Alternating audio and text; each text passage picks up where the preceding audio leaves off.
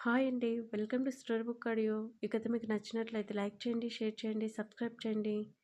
తిట్టుకున్నది చాలు. Duty time. Duty time. అర్థమైందా? బాగా అంటూ కోపంగా పళ్ళు నూరుకుంది మధు. యష్ కాఫీ సిప్ చేసి చూసింది చాలు పద మధు. అందుకే రా నేను ఇడియట్ అనేది అనుకుని అతని వెనకే నడిచింది మధు. ఏంటి ఇడియట్ అంటున్నావు? నేను ఎప్పుడు అన్నాను? నువ్వు అన్నావో లేదో నాకు తెలుసులే. పైకి ఏం తెలియని నంగనాచిలా ఉంటావు కానీ లోపల మాత్రం పచ్చిబూతులు తిట్టుకుంటావు.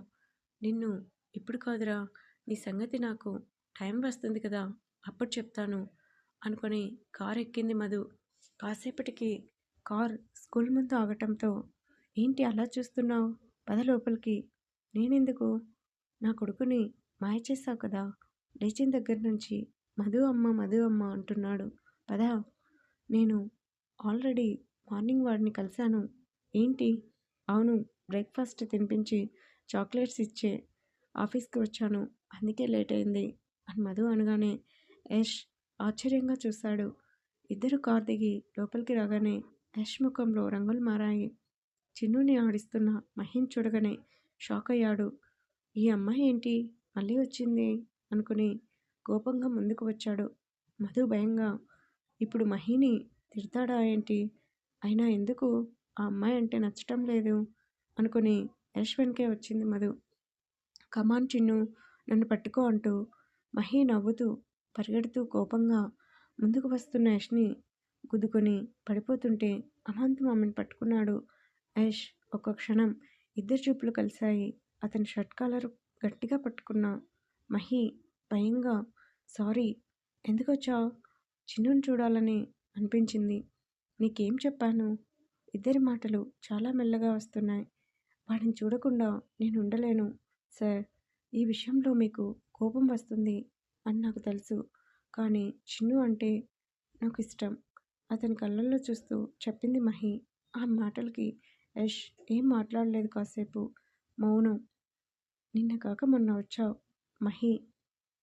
ఊరు కాని ఊరు నీది. ఏదో ఒకరోజు నువ్వు మీ ఊరు వెళ్ళిపోతే నా కొడుకు బెంగ పెట్టుకొని జ్వరం తెచ్చుకొని ప్రాణాల మీదకి తెచ్చుకుంటే అప్- అప్పుడు పరిస్థితి ఏంటి?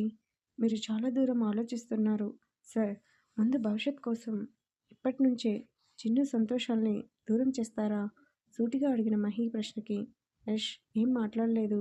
కామ్గా ఆమెను వదిలి చిన్నుని చూశాడు. వాడు ఎంతో బాధగా చూస్తున్నాడు. ప్లీజ్ నానా, మహి అమ్మ చాలా మంచిది. ఎందుకు మీకు నచ్చటం లేదు? ఆ మాటకి మధు యష్ని చూసింది. అతను ఏం చెప్తాడా అని. నువ్వు కారులో కూర్చో చిన్ను, మధు వాడిని తీసుకెళ్ళు. అది కాదు సార్, చెప్పించేయి అని యష్ కోపంగా అరిచేసరికి మధు భయపడి చిన్నుని ఎత్తుకొని కారు ఎక్కింది. అతని కోపం చూసిన మహి బాధగా చూసింది. నేనంటే ముందు నుంచి ఎందుకు మీకు ఇష్టం లేదు? నువ్వు ఇష్టం లేక కాదు, నీ కారణంగా నా కొడుకు బెంగ పెట్టుకుంటాడు అని. ఆపుతావా అంటూ కోపంగా చూసింది మహి. ఆమె మాటలకి యష్ షాక్గా చూశాడు. ఏంటి, ఎవరి మీద అరుస్తున్నావు? మీ మీ మీదే అరుస్తున్నాను. ఎంతన్నా యష్ బావ కదా అన్న ఇదితో చొరవ తీసుకుంది మహి. చూడు, నా కంట్లో ఎక్కువ పడకు, నీకే మంచిది కాదు. పడతాను, నీ కంట్లోనే ఎక్కువ పడతాను. ఏం చేస్తారు? ఏయ్ నిన్ను అంటూ యష్ కోపంగా ముందుకు వచ్చాడు. కానీ ఆమె ఏం అనలేక, చూడు, నన్ను రెచ్చగొట్టాలని చూడకు. నీకు అంత మంచిది కాదు, ఓకే? ఇన్ని రోజులు మీ కోపానికి భయపడి చిన్నుకి దూరంగా ఉన్నాను, కానీ ఇకపై అలా కాదు. మీ కంట్లో ఎక్కువ మహి కనిపిస్తుంది, అలానే రెచ్చగొడుతుంది కూడా. ఏం చేస్తావో నేను చూస్తాను. నువ్వు వద్దన్నా సరే చిన్నుని కలుస్తాను, వాడితోనే ఎక్కువ టైం స్పెండ్ చేస్తాను. అసలు నువ్వు డాక్టర్ పైన నీకు తెలుసు కదా, మళ్ళీ ఎందుకు నన్ను అడగటం అని యష్ని కోపంగా చూసి అక్కడి నుంచి వెళ్ళింది మహి. యాష్కి ఎంతగా కోపం వచ్చిందంటే మహిని అక్కడే కస్తీరా తిట్టాలన్నంత కోపం వచ్చింది. కాలుని నేలకేసి తన్ని కోపంగా కారెక్కాడు యాష్. మధు ఏం మాట్లాడలేదు. చిన్నుని ఎత్తుకొని విండో బయటికి చూసింది. మహి మాటలు గుర్తు రాగానే యష్ కారు వేగం ఇంకా పెంచాడు. అతని కోపం పసిగట్టిన మధు, కార్ స్లోగా డ్రైవ్ చేయండి సార్ అని మధు అనగానే యష్ చిన్నుని చూసి కార్ స్లోగా డ్రైవ్ చేసి ఇంటి ముందు ఆపాడు. చిన్ను, నువ్వు లోపలికి వెళ్ళు. సరే మదమ్మ అని బాధగా చిన్ను లోపలికి వెళ్ళగానే మధు యష్ దగ్గరికి వచ్చి, ఏంటి సార్ మీరు ఇలా చేస్తున్నారు? మహి అంటే మీకు ఇష్టం లేదు. అందుకు చిన్ను ఏం చేశాడు? కనీసం వాడి దృష్టిలో పెట్టుకొని ఆయన మహితో నార్మల్గా మాట్లాడొచ్చు కదా. ఏంటి, నువ్వు క్లాస్ తీసుకుంటున్నావా? క్లాస్ కాదు సార్, మీరు చేసిన తప్పు. మధు మాటకి యష్కి ఎక్కలేని కోపం వచ్చింది. మధు, నన్ను విసిగించుకో, వెళ్ళు ఇక్కడి నుంచి. మాట అంటే మీరు ఎక్కడ పడతారు? తప్పు మాత్రం మీదే. మధు, మహి ఇప్పుడు చిన్నుకి దగ్గరైతే ఏమవుతుంది?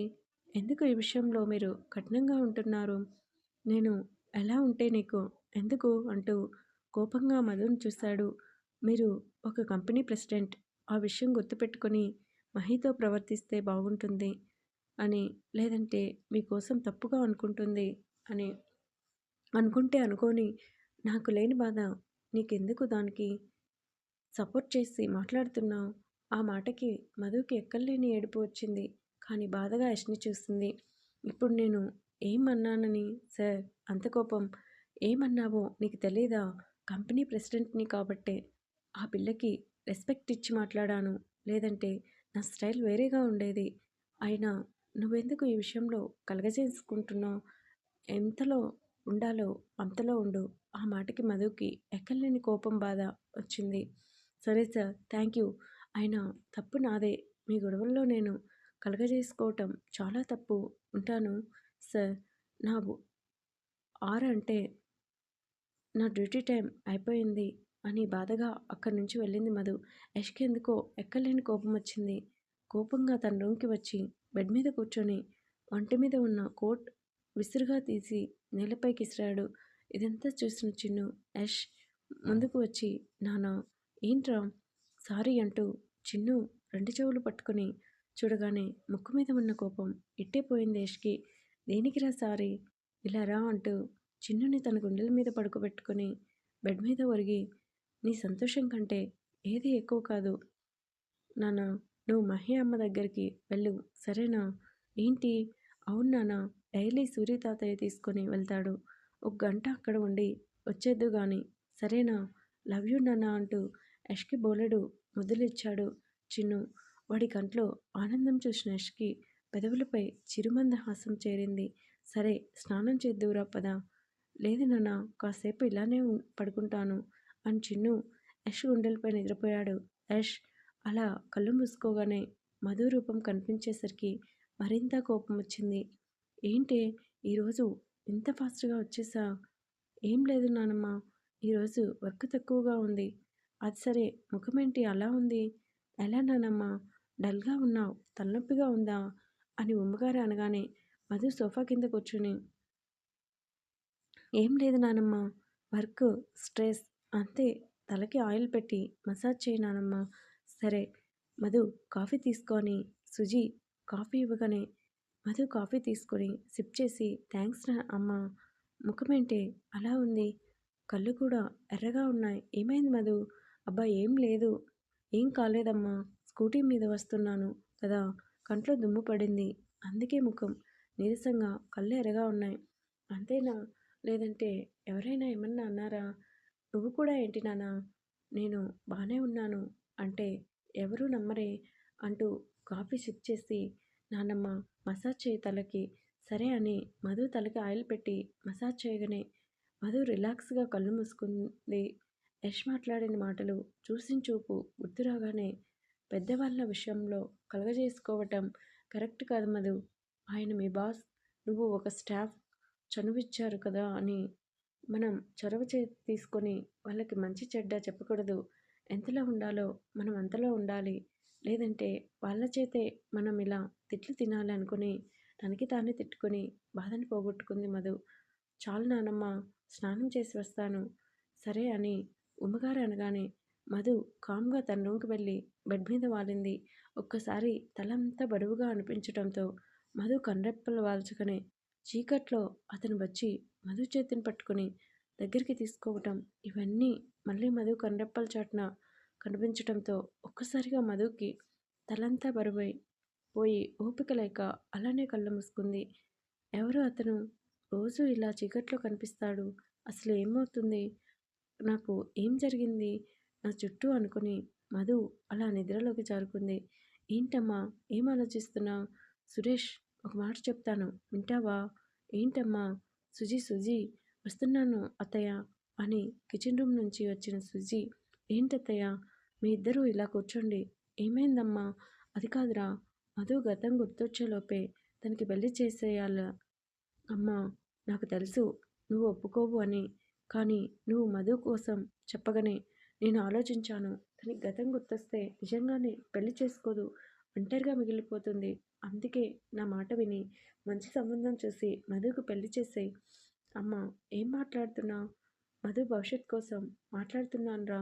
పెళ్ళి అయిన తర్వాత తనకి గతం గుర్తొచ్చిన మెడలో ఉన్న పసుపు తాడు చూసి ఆయన తన నిర్ణయం మార్చుకుంటుంది కదా.